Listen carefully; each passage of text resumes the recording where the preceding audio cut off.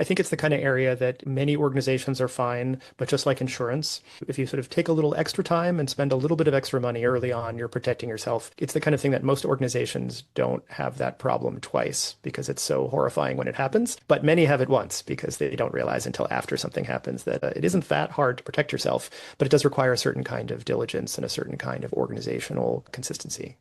Hello and welcome to today's episode of Pivot to Profit. We have the amazing Noah Landow here. He has extensive IT knowledge, cybersecurity, but this is going to be a fun conversation. We're going to learn all about his journey. Noah, how are you? I am good. It is a beautiful day in the autumn today. I'm loving the weather, so doing very well. And Noah is chilling in New York City, like New York proper. So super jealous. I love the city. So let me officially introduce you. Noah is the founder and CEO of Macktez, an IT consulting firm that has partnered with innovative organizations to solve complex technology challenges for more than 25 years. Noah also serves as board president of Union Docs, a center for documentary art, and sits on the board for the Victorian Web, a pioneering digital resource for Victorian art and culture. He's a longtime advocate for creative communities and education with a career that bridges technology, design, and cultural engagement. Noah divides his time between Providence and New York City, continuing to bring thoughtful insight and creativity to everything he does. Amazing, Noah. I'm so excited. We've watched other conversations that you had, so I'm just going to dive right in. Are you ready?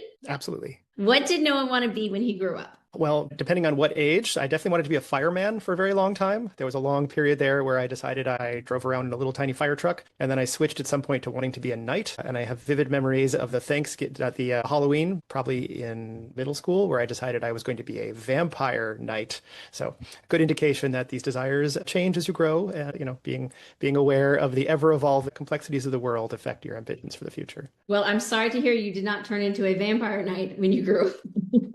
I'm happier, I think, with life than I would be if I was a vampire knight. So thank goodness. So what was little Noah, who wanted to be a firefighter and a vampire knight, taught about money? What was family taught, society, school, money good, money bad? Should you have it? Should you not? All of those things. My parents were academics, and interestingly, I mentioned at one point that the company that I run, Macktez, is my mother's maiden name. Part of the story behind that is my father's side was more academic. His father was a doctor, and my mother's side, her father and brother had started a company named after their grandfather. And so as children, it felt a little bit like the sort of business side was on my mother's side, and the academic was on my father's. That wasn't quite black and white because my mother was also an academic. As a child, I felt like we had modest means. Academia certainly didn't equip us with wild, sort of decadent lives. Did certainly grow up comfortable and in Providence, Rhode Island, a wonderful town to grow up in. And over the years, I think I've been fortunate enough to not have sort of a shortage of money being a driving challenge in my life. I've been very lucky, and I think luck is an important thing to highlight in that. Some of it's family, some of it's circumstances, some of it's just the dumb luck of buying a bunch of Apple stock a long time ago, back when it was very cheap, and holding on to it for a very long time. So that did make a huge difference, and frankly, it's a substantial portion of my portfolio now. And so, yeah, as a child, I think sort of finance and business and all those were things that were kind of like a little bit secondary. I was most drawn to and excited about these ideas of creative and explorations and design. My aspiration in college was to become an architect, which I did pivot out of relatively quickly. But I think in a lot of ways, that love of like, what are the practical constraints? But over time, I think one of the great journeys of Macktez has been kind of realizing early on that I needed to learn how to balance books. I needed to learn basic operational things. I needed to run a board meeting. So there are sort of evolving necessities of sort of learning and knowledge to gain as you progress. Somebody once told me recently in the last 10 years, sort of the primary job of a CEO, particularly an organization that's trying to grow, is to basically learn something new and then hand it off to somebody else continuously. I don't think I do that perfectly, certainly aspire to that, and I try to maintain that as sort of at least in broad strokes, a part of my job. I love it. So let's talk early career. You did go to Yale for architecture, and then now that's not at all what you're at. So what was the driving force of that? Like, where were you like, yes, this is what I want? The pre-driving force to even before that is before I went to college, I did a bunch of arts and creative projects. I actually worked as a silversmithing counselor at an amazing summer camp called Bucks Rock that is part of my resume. I was part of a nonprofit for about 25 years that did essentially scholarships to the camp. The camp has now become a nonprofit in a wonderful journey of its own, and I'm still tangentially involved there. But those early days as a silversmith for about 10 years, culminating in the summer camp, were sort of my pre-college years. And then architecture, I think as a field, was something something I was drawn to. I did a lot of theater, a lot of theatrical design, and a lot of sort of like trying to shape the human environment. And so architecture for me was an opportunity to kind of learn about volume and space and construction and materiality and lighting and sound. Architecture as a career and architecture as an education are very, very different. I actually had a tech talk in our office just a few weeks ago, specifically on this called After Architecture, in which everybody in the room was somebody who had done an architecture undergraduate or graduate or some sort of degree, and then did something else as their job. So it was 20 people filling the room specifically on this topic. But I think architecture is an amazing educational sort of experience, but it's very different as a profession. As a profession, it is much more constrained by regulation and by contracts and by construction schedules. And I did not find that anywhere near as exciting. So after a couple of internships, I kind of veered off in a different direction and started working for a graphic designer. And then a funny experience working as a graphic designer for a German design firm called Meta Design in San Francisco in the mid-1990s resulted in me switching gears. And instead of doing design work for Hewlett Packard, which is what I'd spent a couple of months doing, I was like, I'd much rather have my clients be the creatives and do the technical work. It meant that I spend all of my time sort of working with designers as opposed to all of my time working with Hewlett Packard engineers. So kind of like jumped to the other side of the fence there a little bit. And one thing led to another. I love it. So when one thing led to another and you were like, I'm going to start my own business, did you have in your mind that I'm going to be an entrepreneur? Like, I just want to be my own boss? What was the motivation there for you? That's a great question. I actually started as a favor. One of my thesis advisors in undergraduate architecture was a partner in a design firm, a great design firm called 212 Associates that was based in Lower Manhattan. And I had thought I was going to do design work for them and ended up in a sort of like weird series of coincidences. They had a member of the team who had bought a bunch of server physical stuff and had like never gotten around to setting it up. This sort of thesis advisor of mine was like, hey, would you mind basically doing us a favor for a couple of months and like taking on this project? And I was like, I don't actually know that I'm the right person for that, but if you'll pay me, I'll do it. And I did. And I turned out I was okay at it. And also, probably equally importantly, I identified other people who I could bring in for help, including my current business partner now. And over the years have found some wonderful people to collaborate with. So the long arc of that was I sort of almost fell accidentally into technology in New York City, thinking I was only doing it for a few months. And then one thing led to another, of course. And so I didn't intend to start off as an entrepreneur, although I did in my very early days of Macktez remember talking to a friend and saying, okay, so the one thing I don't want to be is bored, and I don't want to be doing the same thing over and over again. So I think what I want to do is like pick some new area to explore for the business, like every 6 months or every 18 months. And so the first year it was like, what's an LLC and what's an S Corp and what's taxes? And so I spent a bunch of time learning some very basic things. And then over the years, that window has shifted, obviously after 29 years, which is what we're up to now. Crazily, that is a very different set of topics that I focus on than I did 27 years ago. You stumbled into entrepreneurship as a favor to help somebody, and then all of a sudden now we have a business. So in those early years, I'm sure there was, good times and bad times, but tell me about one of the bigger financial wins that you remember where you were like, hey, wait, I can do this and like maybe pay bills and still like enjoy what I'm doing. What was one of those early financial wins for you? I think one of the early moments, probably in the first decade, was realizing that we had reached a point where we needed to hire a staff person. The early years were kind of a collective of 3 to 5 kind of freelance consultants who were all collaborating on projects. And we reached a point where it occurred to myself and a few others that it would really make a big difference if we had somebody sitting at a desk who was actually like answering the phone and like able to accept deliveries and to sort of coordinate. And I think that was a convoluted process. I think we, looking back, I would have handled that differently now than I handled it then. But we hired somebody who worked out fine for a while. And it was a very interesting kind of moment. It felt like, oh, we suddenly have an employee. And then, of course, that creates a significant number of ramifications as a business in terms of like you need to put them somewhere and you need to understand how payroll and all that other stuff works. So that was a 10-year process of education and exploration for sure. Okay. I love it. Yeah. Growing a team is a new stage in scaling, because if it's just you and some contractors or some buddies making things happen, once you admit that there's enough going on that I can't do it by myself and I need help, it really makes you feel that, oh, this is a business now. Like I'm not playing. So it makes total sense that that first hire was like, this is real. This is how we're going to go.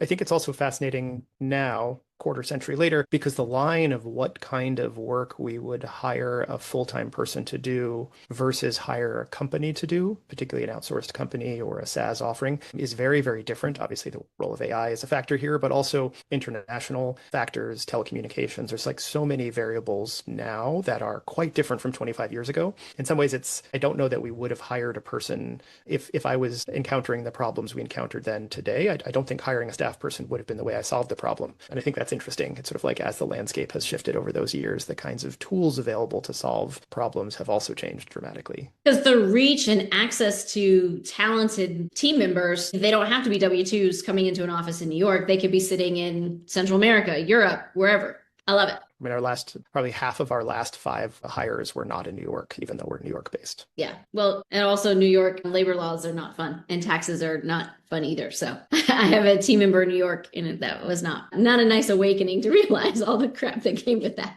So let's talk about Macktez. What is it doing now? How do you what's the elevator pitch for it? The elevator pitch for Macktez is we are a combination of 2 things in the technology world. There are essentially 2 very similar kinds of things that happen when companies want to manage technology. There's something called a managed service provider, or typically an MSP, and there's something called a technology consultant. A technology consultant typically comes in and tries to understand all the peculiarities and idiosyncrasies of your organization, and then helps you design, find, figure out solutions that sort of fit within your kind of mixture of needs and capabilities. Those are typically much larger companies. Management consulting is often a big part of that. So Deloitte and Accenture do a lot of this kind of work, but there's also groups like ours that are at the smaller end of the scale. Managed service providers tend to be organizations that take responsibility for managing the technology in a number of different ways. Typically, that's like managing the computers and the networks and the identities and the credentials, all these different pieces that kind of in the modern world kind of allow companies to function and to share information and to do business. Most organizations have some element of that, but most tend to be strongly in one area or the other.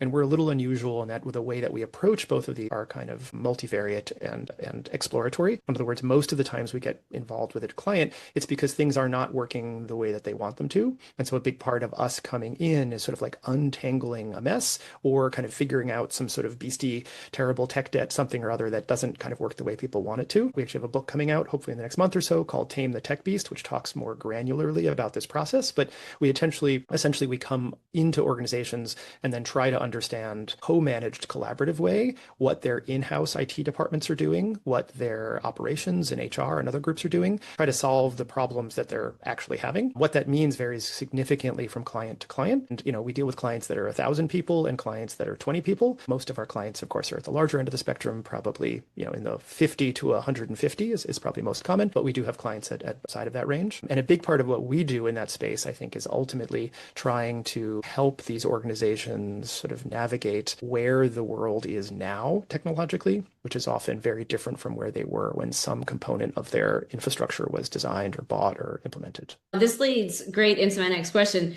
because as a small business owner, we've got, hundreds of clients that we work with. At what point does someone need to raise their hand and be like, I need a managed service provider? Because is it headcount? Is it revenue? Is it tech stack? Because there's so many stuck points within technology, and cybersecurity is a whole nother beast. But at what point is someone need to raise their hand and be like, Noah, I need help? That is an incredible question. The answer is a little complicated. We actually finally grudgingly realized we had to write a book because that answer had so many different variables. The book is an attempt to answer that comprehensively, but to answer that in a little bit of a flippant way, I think it depends on the culture. The culture of the organization determines often who within the organization wants to deal with what aspects of growth preparation.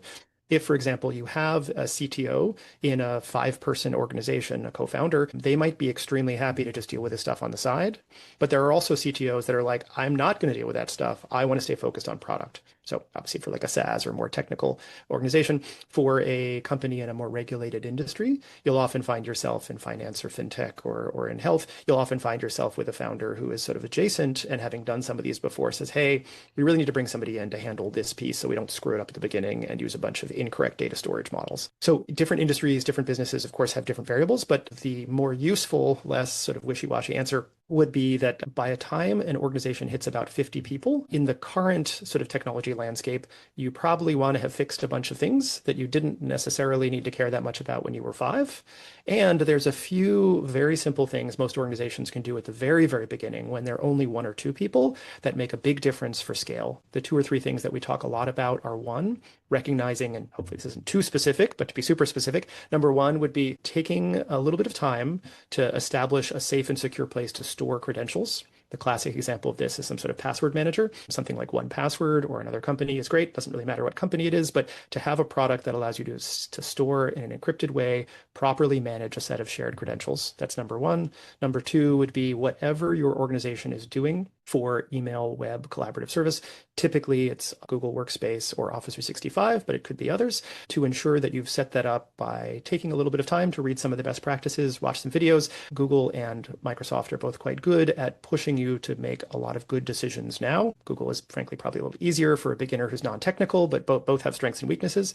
But in both cases, we would really encourage people to turn on multi-factor and to make sure that is correctly and kind of like properly stored for everybody in your organization. And then the third, something that comes up relatively infrequently, but I think is sort of the Achilles heel of a lot of security approaches, is to make sure that you have registered the domain names that you're using for your business in a way that the business owns them and that are sort of securely protected, usually with credentials that live in one of these password managers. So that's sort of like the core foundation that even an organization of 2 or 3 people can do. You don't require an outside organization to do that. If you've done that, then that's sort of a good base foundation layer.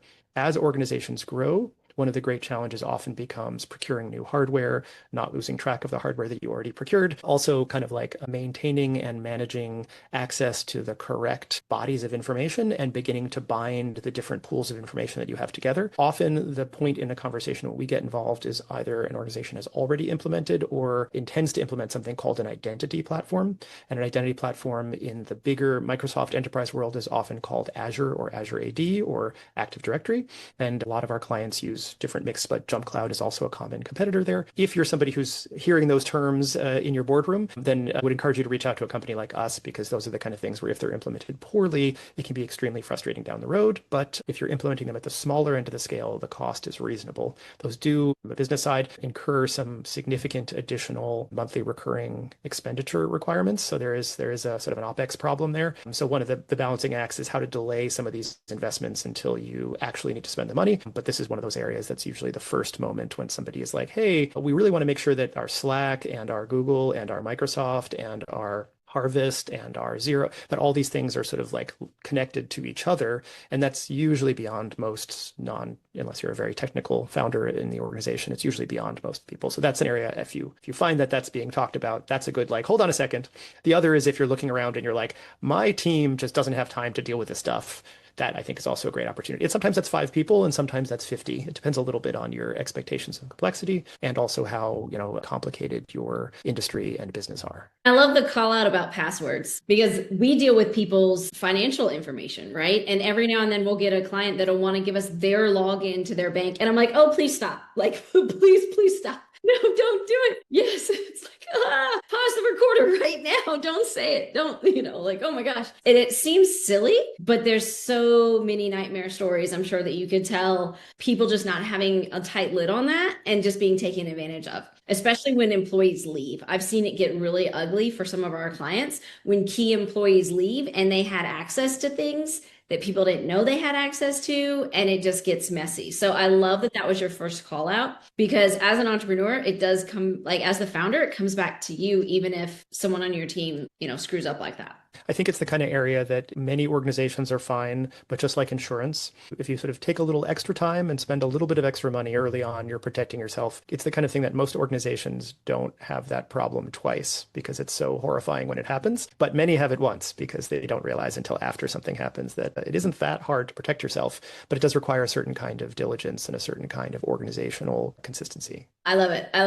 All right. So in the past, you've talked about how Macktez success isn't about a secret recipe, but about relationships. Help us understand what that philosophy means and what does it mean on a day-to-day basis for you and your clients? So organizations like ours, and I mean that in a very broad sense, only really work if there's a trusting relationship between us and the stakeholders and the clients that we're working with. Almost by definition, the work we're doing requires us to trust them and them to trust us. That's sort of a complicated, intimate, kind of intertwined element to technology. And examples of that are somebody generally needs to have the ability to lock out people from accessing key resources. Typically, that's the IT department, but of course, if it's like a junior IT person, you want to make sure that junior IT person isn't either accidentally or intentionally locking out the CEO or the ED. So there are some sort of complicated things that, particularly for a non-technical founder, it might not be obvious how complicated some of those can quickly become. So I think recognizing that on some level, actually trusting each other is sort of a fundamental requirement.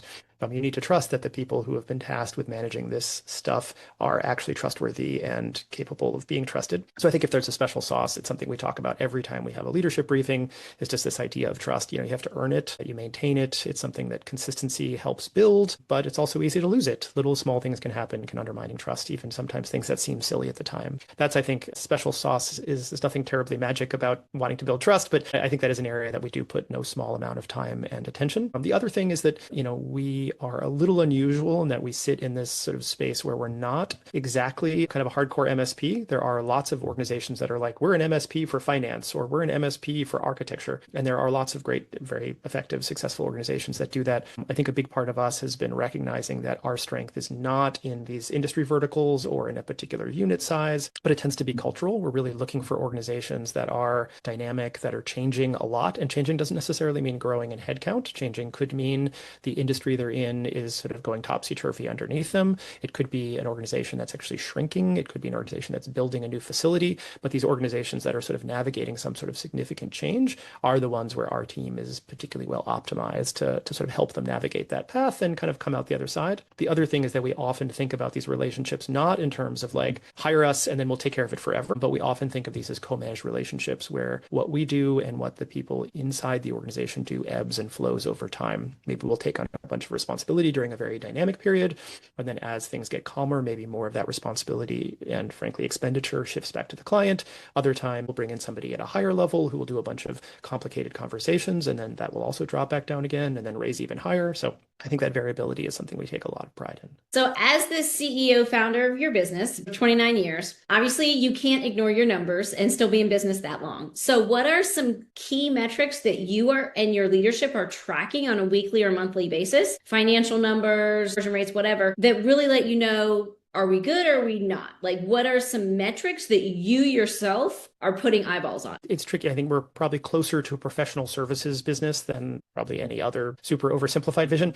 A COO at a professional services design firm many years ago make a comment of like, you can have like 7 great quarters and then 1 terrible quarter, and suddenly like the projections are sort of all skewed. And I think we have a mixture of recurring revenue. Our MSP work is typically recurring, and some of the technology consulting we do kind of falls under a recurring kind of like infrastructure development project. But we also just do a lot of projects, and the projects, of course, are very difficult to predict. The pipeline is filled with a lot of uncertainty. So I think ultimately the numbers we look at are basically what we're billing and what do we think we're going to be billing over the next quarter, and what are the size of the opportunities that are in front of us. Are any of them large enough? Many of our client relationships, many of our new opportunities are quite large. We don't tend to have many small clients. When we were much younger, when we were in our first 10 or 15 years, a client might have been $10,000, $20,000 a year, but that's probably below what most of our clients are now. I mean, we have legacy of clients, of course, and we have some that ebb and flow, but typically I think the kind of relationships that we're often engaging with are larger than that. That having been said, we will take a smaller client and a smaller project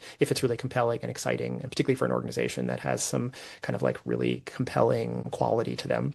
But typically the numbers we look at are projecting what our kind of plausible revenue, what our invoicing will be. Kind of want to keep an eye on what our workload is. I think we're lucky to have a really amazing team. One of the very interesting things to kind of struggle with in this moment in time is sort of what the interplay is between kind of various forms of AI and staffing. So that's an area where automation, which is maybe what I would use as the more unambiguously positive side of AI, is a little more complicated, but using automation to sort of say, hey, we're doing this process a lot. Can we do this process process in a way that it doesn't require quite so much time or labor from individual members of our technology services team? Can we find a way to streamline it? Can we find a way to help the client to do some of these tasks themselves when they want to do them, not to submit a ticket? That's one of our big kind of goals for this year, is sort of getting our head around those possibilities. It's difficult to quantify some of those. Some of the KPIs are misleading in the sort of help desk and other areas, but there is sort of a anecdotal quality to like, hey, this is something that people keep being frustrated by. Maybe that's something we should take a closer look at. Maybe we should focus on that. I love it. And you have a book coming out. So what's the name of it again? It's called Tame the Tech Beast. Love it.